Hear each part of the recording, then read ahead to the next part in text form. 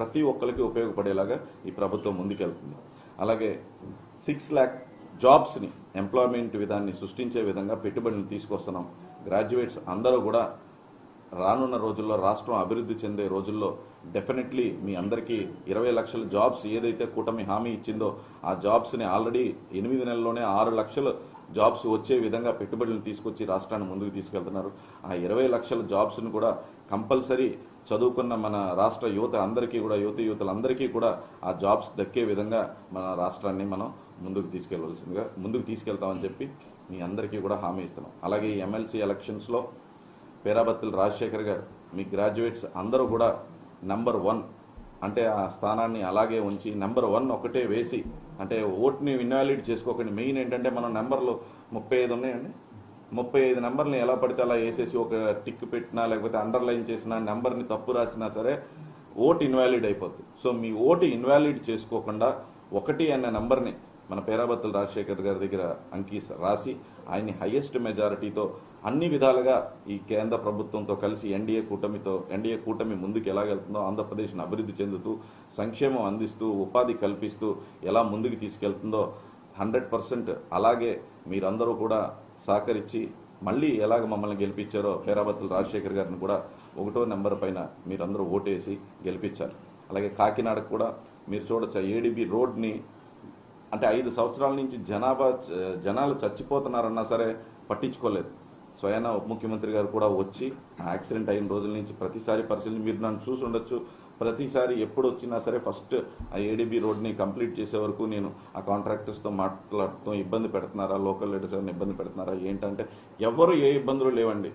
Funds కూడా మాకు వస్తున్నాయి. ఆగస్ట్ లోపల కనెక్టివిటీ ఏడీబీ రోడ్ కనెక్టివిటీని మాత్రం 100% కంప్లీట్ చేసే విధంగా మేము ముందుకు వెళ్తాం. అదేవిధంగా ఎన్నో కార్యక్రమాల్లో మన కాకినాడలో మున్సిపాలిటీలో కూడా అసలు ఏ డెవలప్మెంటు లేకుండా శానిటైజేషన్ని మొత్తం తుంగలోకి తొక్కేశారు. ఆ శానిటైజేషన్ కూడా కలెక్టర్ గారు లాస్ట్ దిశా మీటింగ్లో కూడా నేను ఎమ్మెల్యే గారు అలాగే కలెక్టర్ గారు కూర్చున్నప్పుడు కూడా ఈ శానిటైజేషన్ మీద పెద్ద ఎత్తున మనం ఒక కార్యక్రమం చేసి డెఫినెట్లీ ఈ శానిటైజేషన్ కూడా నీట్గా చేసే విధంగా కాకినాడని ది బెస్ట్ సిటీలా చేసే విధంగా ప్రయత్నం చేస్తున్నాం. అలాగే పర్యాటక శాఖలో కూడా కాకినాడ బీచ్ని ది బెస్ట్ బీచ్ కింద అండ్ ఎక్కడున్నా సరే టూరిస్టులు ఇక్కడికి వచ్చే విధంగా ఈ కాకినాడ బీచ్ను కూడా 100% మేము తీర్చిదిద్దుతామని చెప్తూ ఇంకా పెట్టుబడులు రాష్ట్రానికి ఎన్నో వస్తున్నాయి. 20 లక్షల మంది యువతకు కూడా 100% జాబ్ రావటం గ్యారంటీ. సో డెఫినెట్లీ మీరందరూ మా రాజశేఖర్ గారిని 1 మీద వేసి మనస్ఫూర్తిగా గెలిపించవలసిందిగా కోరుకుంటున్నాను. ధన్యవాదాలు.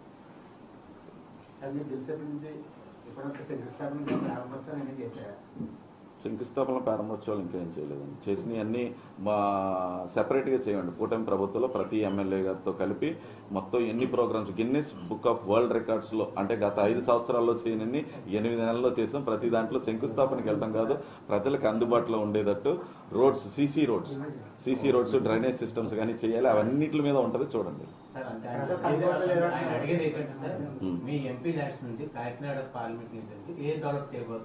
ఎలక్షన్ కోడ్ ఉందండి. ఎలక్షన్ కోడ్ అయిపోయిన తర్వాత ఆల్రెడీ 4 వినండి క్వశ్చన్ అడిగిన తర్వాత ఆన్సర్ వినాలి కదా.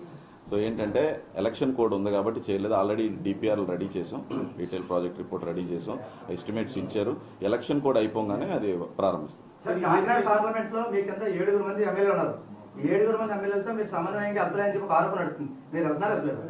నిన్న జగ్గంపేట నెహ్రూ గారు పిలిచారు, వెళ్ళి కలిసి వచ్చాం. నానాజీ గారితో తిరిగాం అండ్ కొండబాబు గారు ఇక్కడికే వచ్చి కలిసారు. ఎవరితో ప్రాబ్లం అంటే మీరు వెళ్తారని మీరు చెప్తున్నారు.